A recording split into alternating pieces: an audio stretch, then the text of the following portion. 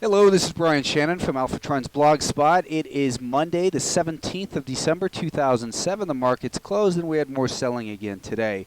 The last thing I said on Friday was that all signs were bearish, and it's time to be very careful. Hopefully, you listened to that and weren't one of today's many victims, because again, the S&P lost 1.5% here, and more troubling than a percentage loss is the fact that it did make a lower low. It broke below that 146 and a quarter level that we've been looking at as potential resistance.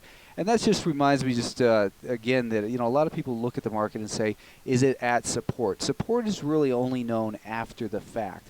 What you want to do is look for potential levels of support, and we can use, like I do a lot, tools like Fibonacci, where we can take from this low to that high and say, well, let's just remeasure that a little bit more accurately from this low here prior to Thanksgiving to the recent high, and say it's right around that 2/3 retracement level, and a lot of times that level will act as support. However, that's in an uptrend. When you see the market like it is now, in a downtrend with a declining 50-day moving average, those Fibonacci levels won't typically hold, and they're not even in an uptrend. They're not an area to buy. They're an area that tells you to take a closer look at the shorter-term action to look for evidence that the market might be making a little bit of a bottom, or that battle is being fought for support.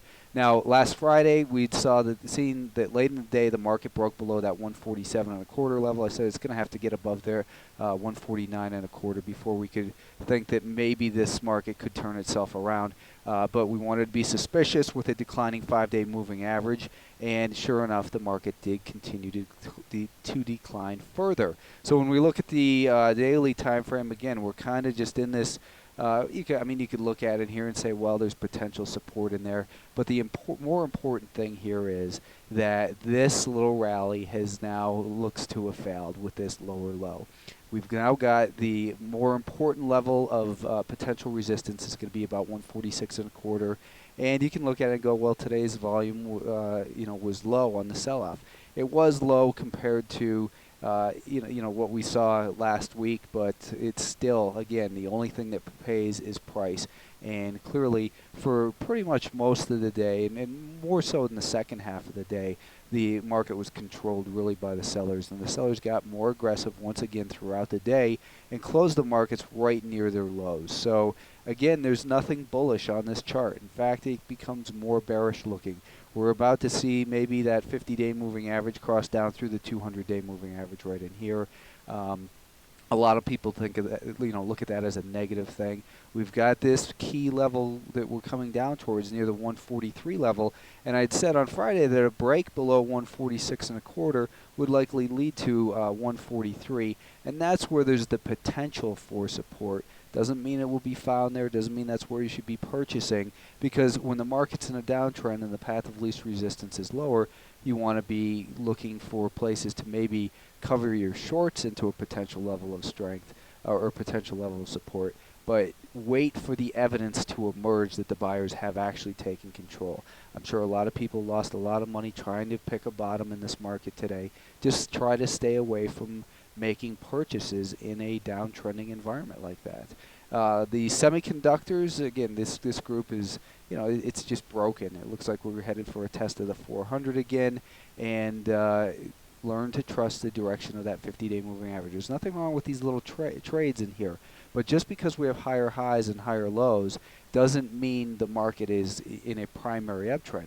Look at the direction of the longer-term moving average. That tells you what the institutions are doing, and this is telling you that they're net sellers of the semiconductor stocks, and they're net sellers of the Russell 2000. This, again, this market rallied right up to that 50-day moving average last week, and now we've seen a very strong sell-off. It's bringing the market back down to this important level once again near 73.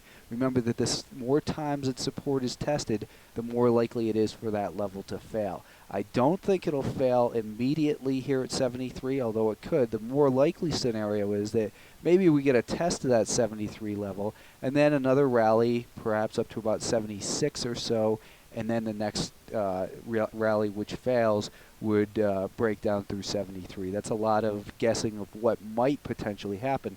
But again, The only thing that pays is price, and you have to be aware of all potential scenarios in the market. We've got a bear market here on the daily, in the weekly time frame. We've got a declining 10, 20, 30, and 40-week moving average. That tells you the long-term trends are down.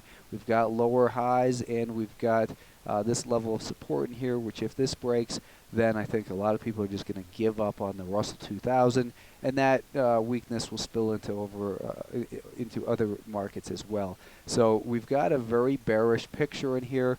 There are going to be rallies in these downtrends which occur quickly and catch a lot of people off guard and make people think that we've made a bottom, and here's a potential level of support. Wait for the market to come down to that level. Then when it does, then you look at the shorter term time frames for evidence that maybe the battle between supply and demand is being fought hard in there, and that the buyers are regaining control. If they regain control, there's nothing wrong with trading back to the upside for just a trade, but expect that the most likely scenario is if we get a bounce from there again, it will likely fail. That's what typically will happen. And again, more tests of the support level just weakens the buyer's resolve in that level. They begin to give up. The bears, start to get very aggressive and pile onto it. And then you have a complete lack of confidence in the market and a lack of demand, which just a little bit of selling can really send things into a much worse downward spiral. So continue to be very careful. We have the 50-day moving average declining on the NASDAQ 100 as well, and this market, here, is this a potential level of support? Sure, it's potential support, but what I think is more likely is that now we're going to get that test of the 200-day moving average here, probably pretty soon. I think we could see some real panicky selling in here that brings it down towards that 48.25 level, and that's what I would be looking for. We do again have a declining 50-day moving average, so this market on the daily time frame should be considered guilty until proven innocent. If we look at again in here, I was thinking that the market would need to get at least above this level 5160 before it had the potential of any upward momentum that might sustain itself, but that we should be suspicious of that with a declining 5-day moving average. And sure enough, the market took out this level from Friday at $51 a share, and it broke down through that 50.5 level as well. And I'd identified 50.5 as a potential support level, and I tried to hold there, but that support then became resistance, and same thing here. We saw, much stronger selling late in the day. If you look at some of the market leaders too, I mean, even Apple is starting to look negative on a short-term time frame. Now, don't misinterpret me, because the daily time frame on Apple is still very strong here. We've got a rising 50-day moving average, but the shorter term time frames are weakening. If you look at Google, again, we got bullish on this chart back here when it rallied back above that 5-day moving average. It held support there. I thought it was going to break down in here, and then it rallied up again. But now we've got a declining 5-day moving average on Google, and this tells you that Google is in bigger trouble on this 30-minute time frame. When we look at the daily time frame of Google, and that didn't update properly, we're right at that 50-day moving average. We've still got a lot of mixed signals in this market, but some of these big leaders are starting to come in pretty hard, and that gives reason for concern, because these are the stocks that have been holding the NASDAQ up as well as it has. And look at Baidu was down, $40 or whatever today. But overall, the NASDAQ has been the strongest this year, and it's starting to show that some of the leaders are breaking down, and that, again, gives reason for concern. The little stock that I had mentioned to those who donated last week, I still think that probably below this level right here from the 12th, that's where your stop ought to go in this one. It holds up pretty good, though, for an overall downward market.